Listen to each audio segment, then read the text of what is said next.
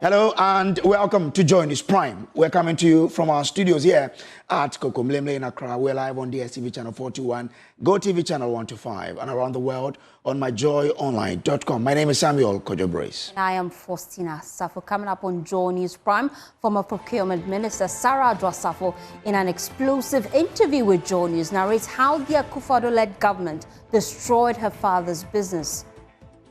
You know, we wake up one morning and to our utmost surprise, Honorable Henry Quarter brought a team of guys with bulldozers. They pulled everything down one day. In a swift response, the party has invited the former gender minister to the National Disciplinary Committee. We'll tell you more. Now, government defends recent national security raid against former Bank of Ghana governor, describing the operation as part of measures to gather evidence to prosecute individuals who have stolen from the state. Those searches and the mode in which they were done in accordance with law. Warrants were procured and warrants were used to conduct those searches. We have details as the minority in parliament accuses government of gross abuse of state power. They forced their way, overpowered the security and entered his premises. This Rambo-style approach must cease. In our Ghana Man series, we'll take you to the Bono East region to tell you the story of a village named Nipa Hiamwa. To it, man needs help. A man migrated to the community. When he came, he met another man called Openya, who accepted him by saying, every man needs help, so therefore I will help you.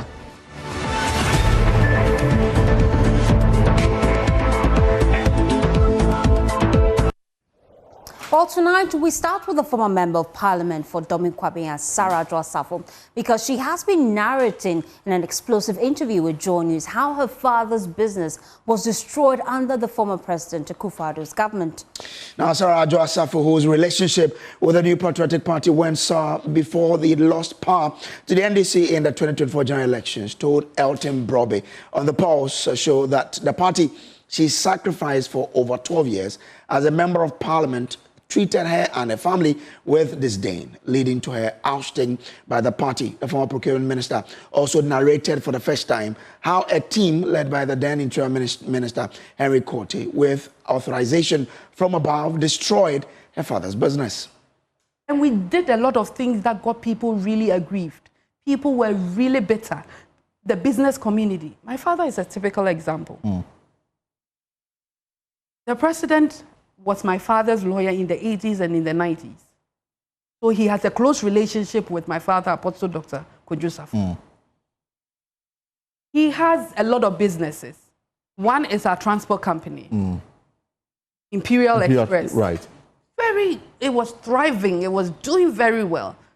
Concentrating in the northern regions, Togo, Benin, everywhere. You know, we wake up one morning and to our utmost surprise, Honorable Henry Quarter brought a team of guys with bulldozers, whether they were, how do they call them? These macho guys. Langards or whatever. He didn't even give us notice to even park our computers. They pulled everything down one day. That is the company that took care of me. The man has sacrificed his daughter to you and brings the largest votes and the largest constituency to your political party. Is that a way to pay him back? Well, she also explained reasons behind her long absence from Parliament in 2023 and the difficulty that she experienced and that decision that she had to make between her child and her political position. You remember that in 2020 when I was going for the elections, I was heavily pregnant. Right. Yes, I have a role to play as a mother. I lost my kid. I lost my baby. I didn't get what I was expecting out of the term of my pregnancy. It didn't end there. In the time of my grief, my oldest son fell ill in the United States. I had to be there. And I made sure I notified those who ought to know. And I wasn't there the way they're making the picture look as if you're there and you're not. I was there and I was making sure that what ought to be said and communicated to all those that matter. I did. Including the chief of staff, the president? Exactly. As a minister, you can't travel out without permission from the minister. So they knew the chief of staff. They knew the challenges we were going through. Exactly. And I expected mothers to feel my pain. I expected fathers to feel my pain. And that is what happened. My son was at the verge of death. I had the choice to stay as a mother and take care of my son, or take up my position as a member of parliament and as a minister.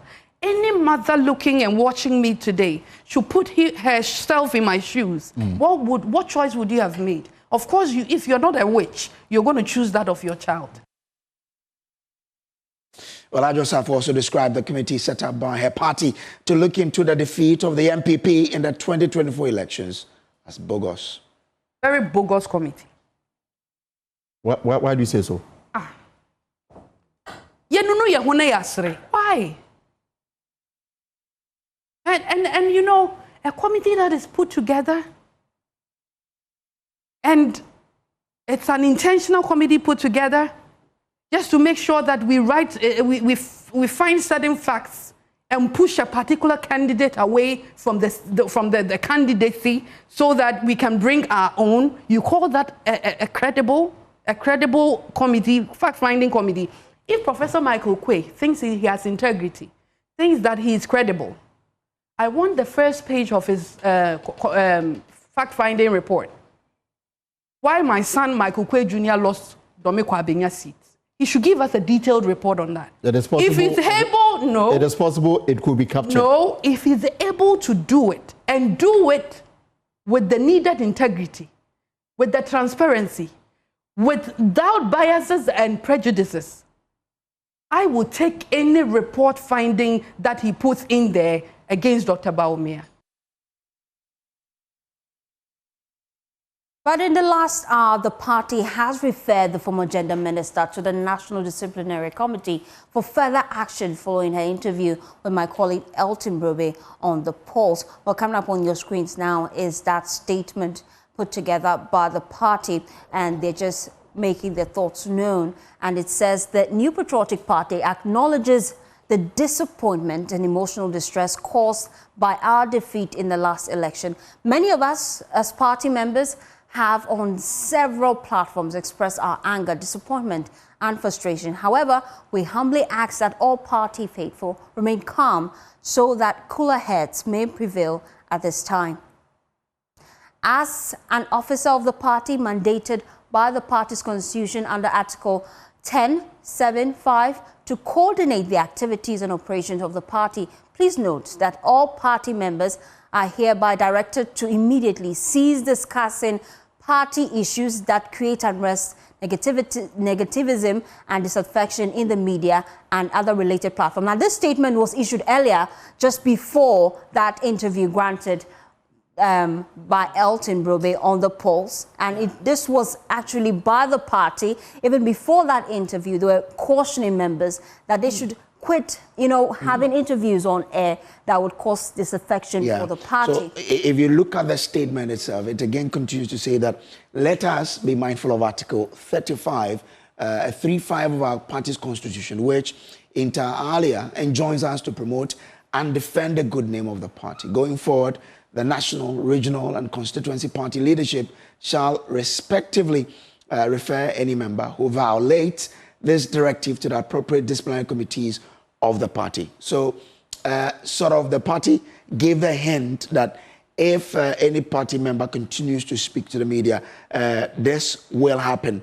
And of course, Sarah Adwoa Safo then came here to speak to us. So the party has subsequently referred her to the disciplinary committee. Let's share with you details of that statement as well. Now, it says, following the directives issued to all members of the New Patriotic Party to cease discussions on matters that create disaffection within the party and the media, Honorable Sarah Adwoa Safo's comment in the media, particularly on the Pulse show. So they lay emphasis on what happened on the JoyNews channel this afternoon.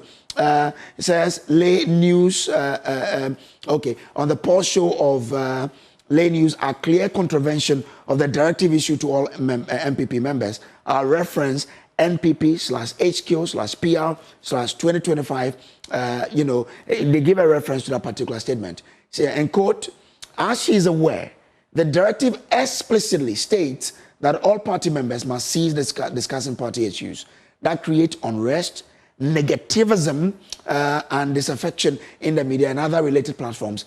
Her actions are not only in disregard of this directive, but also undermines the party's effort to rebuild and move forward. So it continues again to say that as a former member of parliament, former deputy majority leader and former minister of state under the erstwhile NPP government, she was expected to set a good example and adhere to the principles of discipline, loyalty, and unity that have always defined our great party.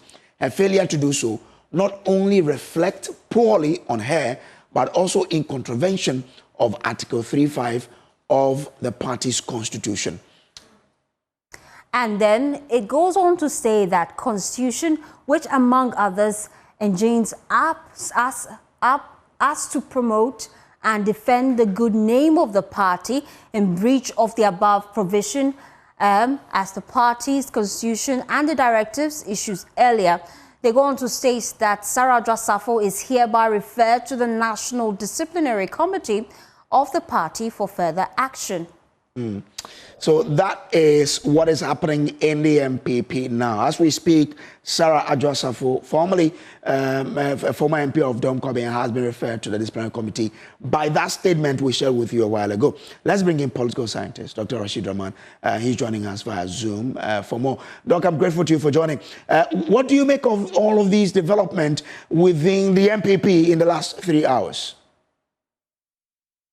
Thank you very much for having me. I think that we saw this coming. If you look at all the developments around the honorable former member of parliament and the Domikobinya constituency, for me, I think it's there are very important lessons. I mean, let me start with those lessons in terms of how our major political parties must conduct themselves. They must be asking themselves the question, do you want to lose a very important seat or deal with a particular candidate or individual that maybe sometimes a particular party does not like? I mean, that's the story of that constituency, because I believe that if maybe they were united in handling the processes in terms of who gets to represent the party, and there was some level of harmony, I believe that maybe that constituency will still be under the belt of the NPP. So I think that there's a very important lesson there. In terms of individual's relationship with the party, I believe she has gotten to a point where, I mean, listening to her and looking at her demeanor, I think during the interview with Elton, I think she has gotten to a point where I believe she says to herself, I've had enough. Let me come out and damn the consequences. And I think that that's what we have seen. And I believe that by going all out in full blast, I think she's aware of the repercussions, and maybe that could lead to she and the party saying goodbye to each other. You say that you saw this coming, and many would argue that for a political party who suffered defeat and the concerns being raised by individuals in the party ought to be heard freely. Now, you referring Adwoa Safo to the disciplinary committee after she simply aired her views and her frustration, isn't that gagging free speech? Well, I am not too sure about that. I mean, I think, they are still, in a process of healing. And I think perhaps their directive to all members is that maybe if you have something that you want to share, you have some frustrations, perhaps there is a process that has been laid out. But hearing her, she calls the committee a bogus committee. And I think it's just because of the strained relationship that she has with the former Right Honorable Speaker. I mean, we all know this. We don't need to repeat it. Because at the time when he was speaker, and when she lost that primary to his son. I mean, even if he didn't have a hand in it, I think many tie him to whatever are seen as maybe the challenges that the honorable member had with his son. Okay, all right. So maybe she felt she doesn't have the proper kind of ears of those who are leading that process. Okay. And perhaps using this channel that you guys have to air the views that she has. Grateful to you, sir, for joining us here now. Away from that, government is defending the latest search in the home of the former governor of the Bank of Ghana, Dr. Ernest Addison, on Wednesday by operatives of the National Security. According to Minority in Parliament, National Security operatives brazenly stormed the residence of the former Bank of Ghana governor and unlawfully ransacked the property. But government has issued a swift response saying the action is part of measures to gather necessary evidence to prosecute people who have stolen from the state. Emmanuel Givenu chronicles the unfolding controversy in this report. AM March 19, National Security operatives conducted a search at the home of former Governor Dr. Anderson, but without any arrests. National Security has declined comments on the search. Minority Leader in Parliament Alexander Afenyo-Markin, who has visited the scene after the raid, swiftly condemned the National Security operations as lawless and alleged a political witch hunt. He also accused the National Security operatives of theft. They forced their way, overpowered the security, and entered his premises. This Rambo-style approach must cease. This is the first time in the history of our country that a governor of a central bank is being subjected to such a treatment. Unfortunately for the governor, some 10,000 cedis on his bed could not be found. The latest raid follows another home search of former Finance Minister Ken Ofori-Atta on February 11. Ken Ofori-Atta sued the National Security operatives for allegedly trespassing on his home and is seeking damages. Speaking on the issue on the floor of Parliament, Majority Leader Mahama Yariga apologized and assured Parliament it would not happen again. I have called the relevant stakeholders in the matter to find out exactly what happened. We want to say and assure our fellow countrymen and our colleagues in this House that we have received assurances from the Office of the National Security Coordinator that it was not intended that that should happen, and that occurrence is most regrettable and unfortunate, and he wants to give this House his word and assurance that a thing like that should never happen again. But that assurance has been broken. The Minority Caucus now claims these raids are part of a larger strategy to intimidate former government officials and others connected to the NPP. But there's been an immediate pushback from the Mahama government. Deputy Attorney General Dr. Justice Semsai insists recent actions by National Security are lawful and targeted. The views are divided, but I would like to assure the public that we are, as much as we can, pursuing persons who are believed or are suspected to have looted, state assets, being money or other properties. Every search that you see, is part of the government framework to fight the corruption, and we'll take responsibility for the search that are happening. And we want to make it clear that those searches and the mode in which they were done in accordance with law. Warrants were procured and warrants were used to conduct those searches. But the opposition remains unconvinced, warning that these actions threaten democracy. The NPP has also protested recent arrest of journalist Okatechi Afrifa-Mensah, linking it to a broader crackdown. For now, the political storm rages on. The question remains, are these legitimate anti-corruption efforts or politically motivated intimidation? Well, let's bring in lawyer Martin Pebu and have an interaction with him on this particular matter. I'm grateful to you, sir, for joining us. Now, if you look at the way the search was conducted, would you say it falls in line with how warrants are executed in law? Yeah. Hello. Yeah. Could you brace? Hello. Lawyer, I'm with you. I can hear you now. Okay. All right. Yeah. So our first challenge is that we don't have a full clip. We don't have a clip of how the search was conducted. So all we can say at this stage is that, well, number one, the Deputy Attorney General says that there was a warrant. So once there's a warrant, then that's a huge step forward, because then that would be in line with Section 34 of the Securities and Intelligence Agencies Act. Yes, that the law requires that.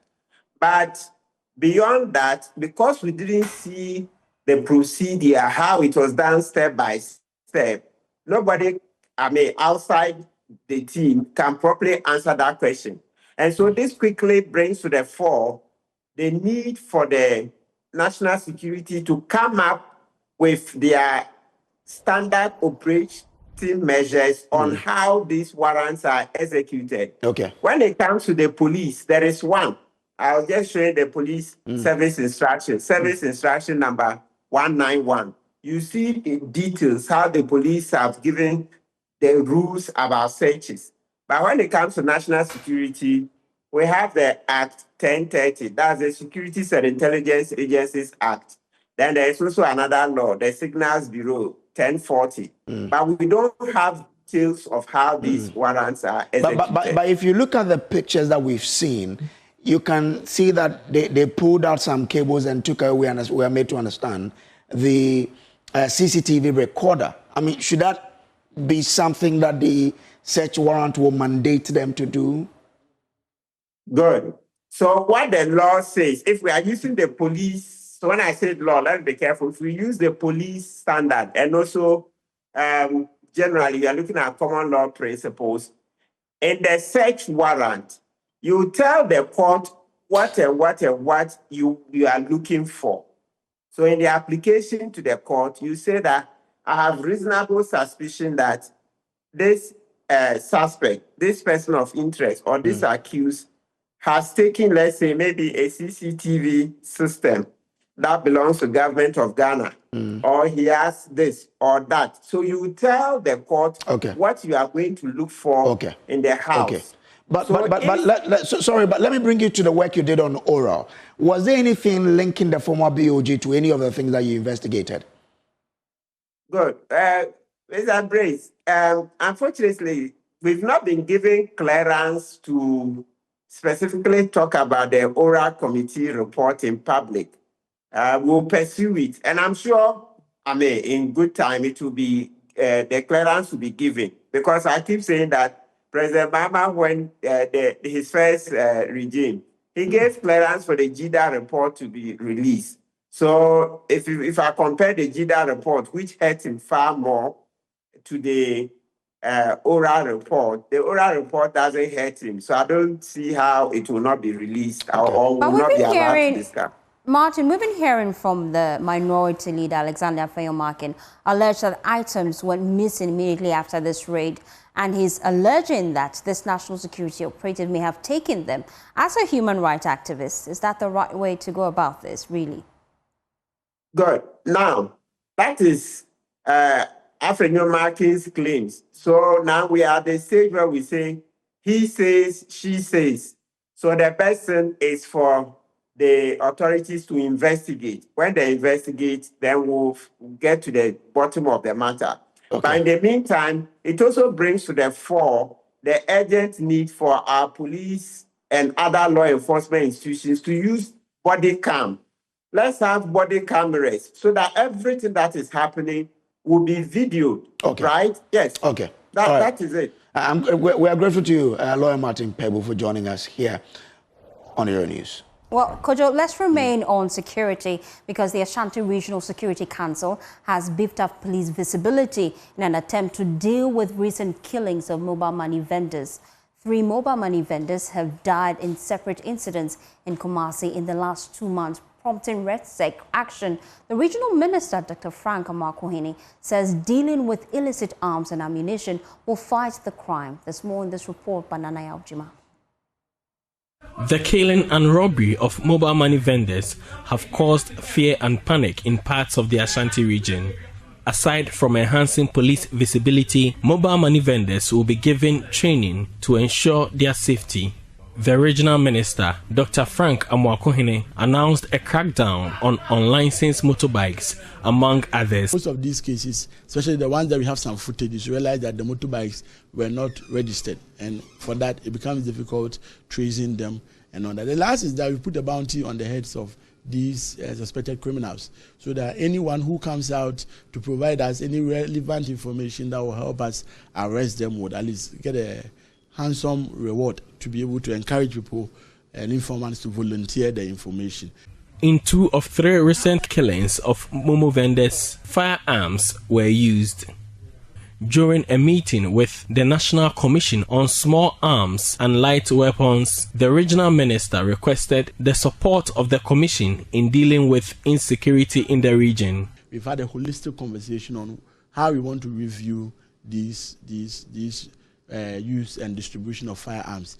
I'm sure once we're able to do these things and, I mean, as it were, have a firm control over this area, we should be able to restore safety. Acting Executive Secretary of the Small Arms Commission, Dr. Adam Bona, reveals steps are advanced to retrieve unlicensed arms in the system.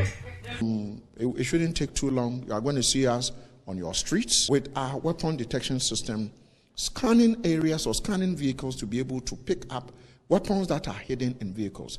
For JoyNews, Nana Yaujima, Kumasi. Now, you're still watching JoyNews Prime. We will take a break here. We'll be back with more. Please do stay. But before that, my colleague Nana Yaujima joins us with more details. Great. Nana, how's the RegSec implementing the lined-up interventions? So already the police presence in the streets of these men sure that the streets of Kumasi are safe. Also, there are some the clampdown on motorbikes which are not registered are also on, and the checkpoints are ensuring that all motorbikes in the city are registered, which is part of the directives that were released by the RegSec. Okay. I got in touch with. So we are in Kumasi trying to get an update on how RegSec is dealing with the issue of mobile money merchant being killed there.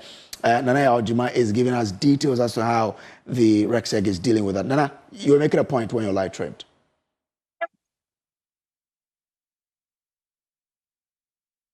So,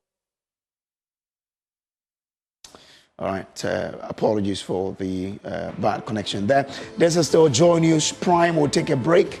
We will be back with more. Please do stay.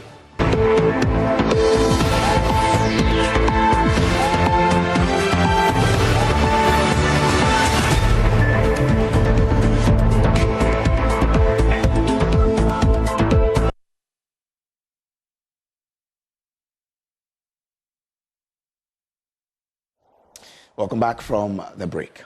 Well, let's do some other stories now. And the Health Facility Regulatory Agency has issued a statement applauding JoyNews for the recent Sick Hospital feature, which highlighted alarming conditions at the Tafo Government Hospital in the Ashanti region. Well, the feature produced by Nana Boakye Yadom raised concerns about inadequate infrastructure and lack of essential medical supplies, promoting widespread public outcry. In the statement, HEFRA acknowledged the issues raised in the feature and expressed its commitment to ensuring that all healthcare facilities meet the required standards for quality and safety. Well, on your screens now are excerpts of that statement. in the Old Tafo municipality are narrow and crowded, with patients, relatives and medical staff jostling for space. As you step into the hospital, the sounds of desperation fill the air. Patients struggling for space, some on makeshift beds, others forced to sit or stand, waiting for attention from the overworked medical staff. This is the neonatal unit of the Tafo Government Hospital, and where I am standing it's very difficult to be in the midst of about 5 children and the nurses who are in here taking care of them in such a small building. It's really sad, I'll say that, because when we come and the place is choked like that, we find it so difficult to work. And currently someone came to donate certain equipment to us, and then with the equipment, because of the place, we can't exhibit it or we can't use it at the moment unless we get a bigger place. So we are appealing to I'll say donors and then other philanthropists to come and help us. The hospital's congestion is not a new phenomenon, but it has worsened in recent years. The patient's population has grown exponentially, while the hospital's infrastructure has remained stagnant. Medical Superintendent Dr. Eric Kwamedetu bemoans the infrastructural deficit of the hospital. Tafo Government Hospital is very old. Infrastructurally, if you ask me personally, I will not call it a hospital. We need to do something about the infrastructure. It is the old structures that we are still having. Well, that was excerpts of the story we brought you. Now, let me bring in Adwoa Safo. He joins us live with more from that statement that we promised to bring you from Health Facility Regulatory Agency. Nana, what exactly does it say? Well, firstly, in her first statement, they have first of all applauded the multimedia group for touching on such an important story that showcases the deteriorating state of the Tafo Government Hospital, which according to them sheds light on not just this particular hospital, but the health delivery system across the country. They also said that a team will be deployed into the hospital, and from their engagement on Top Story with Evans Mensah, the PRO indicated that they are going to deploy their team to the hospital tomorrow early in the morning. That's the first task of the task force from HEPRA, who will be in Kumasi tomorrow to look at the condition of the Tafo Government Hospital, as said in the feature that we showed earlier on. They've also indicated that as HEPRA, they are going to make sure that every health facility, including the Tafo Government Hospital, that stands in as a milestone, would become a very, very important thing for everybody, and so that patients and the public at large would get access to healthcare delivery, and also to make sure that infrastructure that is also a major part of healthcare delivery is not left at all. And so they are going to touch on all these things and also make sure that their team brings them a report, which is subsequently feed into their actions going forward. Thank you, Nana, for that update. Well, away from that, students living with disabilities have welcomed the government's free tertiary education policy, calling it a significant step towards making higher education more accessible. For many, the cost of tuition has been a major barrier. However, while they appreciate the policy, they argue that critical challenges such as mobility, accessibility, and employment opportunities still need urgent attention to ensure inclusive education. There's more in this report. For years, students with disabilities have struggled to access higher education due to financial barriers. But change is finally here. During the 2025 budget presentation, Finance Minister Dr. Kasiel Atuforsin announced budgetary allocation for tertiary education for students with disability. President John Dramani Mahama has resolved the funding challenges by uncapping the GET fund. This makes available dedicated funding for full financing of free tertiary education for persons with disability. For students with disability, like Foster at the University of Ghana, this is a major relief. But he says financial support alone is not enough. That for the free tertiary, we are very happy about it. He should provide maybe a minibus for the public universities, that can convene us to class. You spend 300 cedis a day on transportation. Yes, please. Can you just break it down for me? I have lectures 4 times in a day. But when you pick the boat or Uber, Uber will send you to your destination, and sometimes they will assist you into the lecture hall. Yes, so by the time you get to your destination, maybe it's 30 cedis or 35 cedis. If I want food from night market and I'm pleading with someone to go and buy it for me, it means I have to motivate the person to. So I have to pay, maybe I'm buying 40 cedis, I have to buy 40 cedis for the person to, so that next time when I call the person will go. So if my parents can't provide those transportation fee for me, it means I can't go to class. So it makes most of our colleagues, they don't go to class. Jude, another student with disability, believes inclusive education must start from the ground up. There should be more inclusive schools, especially in the secondary level. Because if you check it critically, right, there are 6 schools in the whole Ghana that practice inclusive education when it comes to senior high schools. And it's a problem because if, let's say, I'm living at Accra, and some of the schools I vote at, my options for schools in terms of the senior secondary level is not wide. Therefore, I'll say, if that's the case, I'll better stay at home. I think this one too would motivate people in the first place to even think of going to the university before. Beyond education, these students are also demanding job opportunities after graduation. They should pass a policy or a law so that when the job opportunities are open, there should be a quota for persons living with disability. Well, Ghana is losing the equivalent of 23 football fields of forest cover every day due to illegal mining. Now, that's according to scientists at the Ghana Space Science Institute. Scientists using cutting-edge satellite imagery and AI have uncovered a shocking truth. In just a decade, over 59,000 acres of forest in the south have been wiped out. Now, it's the first time such devastation has been mapped so precisely. Michael Ashali has the details for Tech Thursday this week. Mining is one of Ghana's most important economic sectors, contributing billions of dollars to the economy and providing thousands of jobs. But the cost of this wealth has been high. Our forests are disappearing and our water bodies are under threat. For years, Ghana struggled to measure just how much land and forest cover had been lost to mining, both legal and illegal.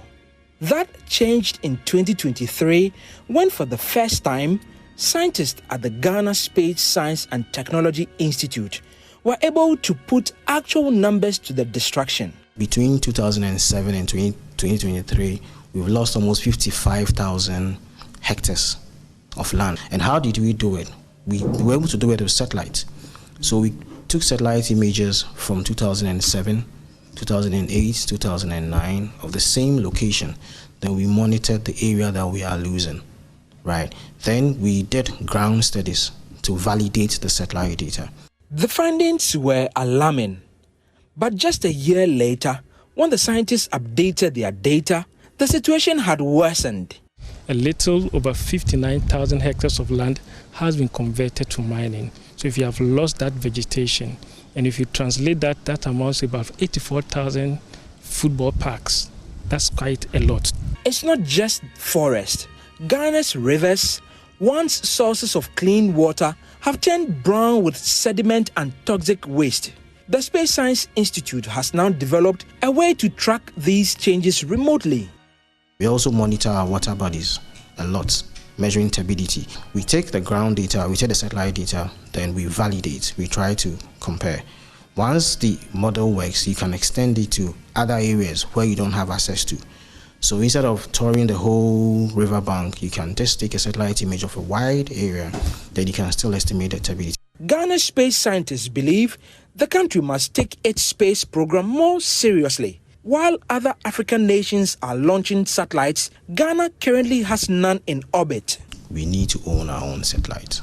We need to build our own satellites, owned by Ghanaians, built by Ghanaians. So when you take our brothers, Nigeria, Nigeria has about 7 satellites. When you take South Africa, they are big brothers. They've launched almost 13 satellites. Likewise, Egypt. For JoyNews, Michael Ashale. Now, today in our Ghana Month series, we take you to Nipa Hiamwa, a village along the Techiman-Kentampo Highway in the Bono East region. Its name, meaning man needs help, reflects the deep wisdom of its first settler who believed that no one thrives alone, no matter their status in life. And Asabet reports. Names of communities in Ghana are more than just words. They are stories, lessons, and legacies etched into the soul of our land. Imagine a community so rooted in unity that its identity demands collaboration. A community named Nipa Hiamwa, which literally means man needs help. This name breathes life into an ancient truth that no one walks alone.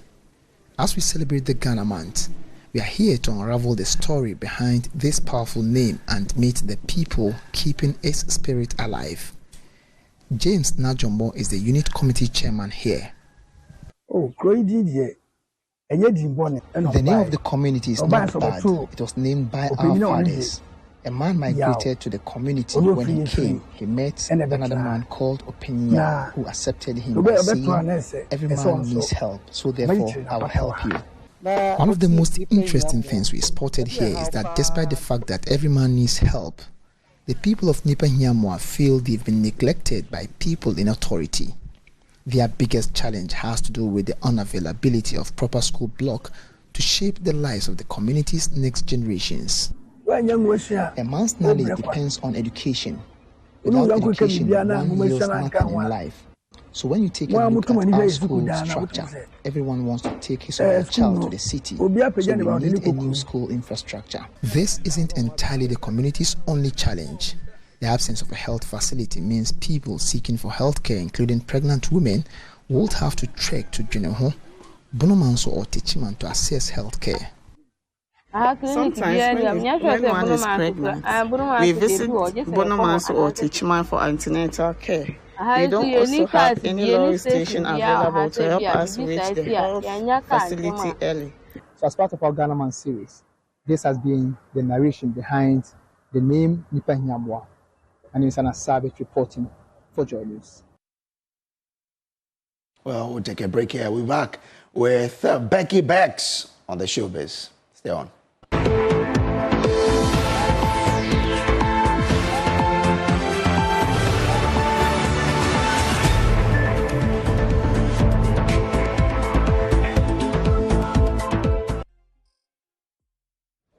Well, time for us to do showbiz, and Becky Bex is here. Hi, I'm always in the building. Well, you have to say something about my dress. It's beautiful. Thank you very much. Very beautiful. Because of that, I'm bringing you the video of Chana. I asked for it. Why you asked for it? Yeah. So, you know, this particular song is coming off an album, which will be released in May. Samini has been talking about this particular album. 8 Ball. I call it the 8 Ball because that's my 8th album. True. So all 7 balls cleared off the table is the 8 ball now. But I have to be specific which hole the 8 ball is going in, and I have to make sure the 8 ball goes in that hole. So it's quite a tough one. And I'm working on it. I have a few special features on there. So like I said, you're not ready for Kaki's return. That's crazy. So Kaki's on the album. You have Stoneboy on the album. You have Mugi's on the album. I have Soweto Gospel Choir on the album. That's what I went to SA to shoot the video for. Oh, they are going to be playing you in Cape Town in Joburg, December. Hold on. And then have a few other exclusive that I would like to hold on to it. To my chest. On to it. But it's an album that I am hoping that it does, you know, what it's meant to do and beyond. And to God be the glory, everything is going well so far. Yeah. And so time-wise, we're looking at May. Right there, you see the list, and there's more to come. Yes. Yeah, and I cannot wait. the features, you know, Stoneboy is in there, and Kaki is in there. These are like his children, coach. Yeah. Stoneboy, Kaki, Moogies. Yeah. No, Moogies is not. But like, you know, I know. He's a father, and then, and then Soweto Choir, and he said there are a lot more who are coming. But I can't wait to hear Kaki. I cannot wait. Because Kaki's been so many years, without having the nest give us that vibe. So, Do you remember any of Kaki's songs? Wait, we'll come to that. Hold that thought. But meanwhile, Samini has expressed concerns over the poor payment of actors in Ghana's film industry, stating that the pay structure does not match the efforts of actors put into their craft. Speaking on a podcast, the celebrated musician revealed that his personal experiences on a movie set have given him a first-hand understanding of the challenges actors face, particularly when it comes to compensation. I'll take this opportunity to speak to all these producers, directors, all the people behind the music, the movies. Mm-hmm. I think you can afford to pay them slightly more. Way more. Yeah, no, slightly more, just for respect's sake. Because me as an artist, today's rate, 2025, you're talking between 150 to 250K full band. 150 to 250K Ghana cedis. Me and my band will be there. Same 2025. You want an A-list actor on set for the next 3 weeks for all his time and everything. Bro, you go believe me say the people no go give the guy 10,000 cedis. Really? They no go give him 10K. So it's how much? Thank you. Some of the big names, they are able to push to maybe 20, 25. But that one self, it depends on who's coming. I mean, I put my ear on the ground. I have friends in that industry. Wow. And I've been on set to act before. I didn't go on set to be paid because I was like, however I was contacted, I was interested in doing whatever it was. Yeah. But to listen to what's happening and listen to whatever package they have, then you would want to know, but what happens here? Who gets what? Then I realized that the people know they pay the people low. Yeah. That's all I'm saying. They know they get what it is that really they should get for whatever they put in there. Samini right there. Sincerely Accra. Sincerely Accra. Yeah, Sincerely Accra is that podcast. I understand that is the #1 podcast. Not Talk No Dey Cook Rice. I thought that it was Talk No Dey Cook Rice. Well, Talk No Dey Cook Rice would overtake them soon. You know, we just started.